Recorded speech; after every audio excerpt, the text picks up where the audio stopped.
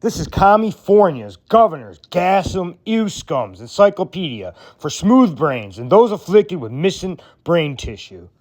This, and Occupy Democrats on Facebook, are from where these poor souls get their news. Pray for them. This is California Governor Gasm Scum's press office page on Twitter, now known as X. It is from where he spreads his scurrilous lies and quarter truths. Scum is the epitome of a lying politician. If there was ever a movie about the worst governor in Californian history, Scum would play himself. Gavin Newsom's press office. West Virginia's homicide rate is 110% higher than California's. Fox News won't share that with its viewers, though. Really, Gavin? 110%, you say? West Virginia's murder rate, homicide rate, specifically murder and non-negligent manslaughter for the most recent full year available, 2024, is approximately 5.2 murders per 100,000 people. California's murder rate, also called the homicide rate, for the most recent full year, 2024, is 4.3 murders per 100,000 people, according to the official Homicide in California 2024 report from the California Department of Justice. Oh, so what is that, Gavin? That's about 5.2 versus 4.3?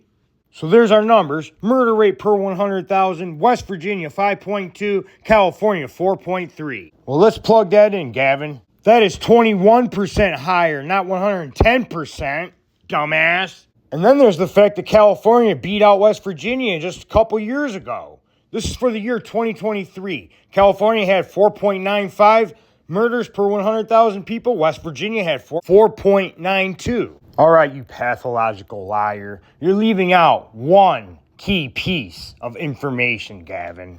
For the year 2024, many California law enforcement jurisdictions did not report full murder statistics to the FBI, including the major cities and counties listed below: Los Angeles, San Francisco, Oakland, San Jose, San Bernardino, Riverside, Sacramento. So old Pinocchio here is lying in more ways than one. He lied twice in one sentence, even forgetting that his math was wildly off by approximately 5 times. The number he provided isn't even accurate. California's murder rate is probably much higher than a mere 4.3 per 100,000, due to the fact that Los Angeles, San Francisco, Oakland, San Jose, San Bernardino, Riverside, and Sacramento aren't reporting their homicide data, with Oakland and San Bernardino having an especially large impact not being included due to them having some of the highest murder rates in the state of California. Last night, trying to put my son to bed, he's like, "No, Dad,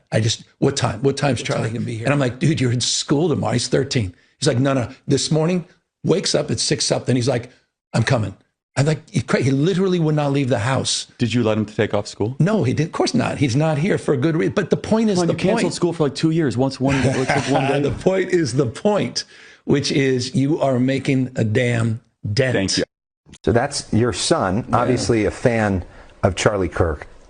What was the conversation like between you and your son after Charlie Kirk was assassinated? Well, he called me. I don't know how he got a phone, but he called me from school that day, really alarmed. And all his friends were around the phone that wanted me to somehow express or understand what was going on. He wanted to know if he was dead.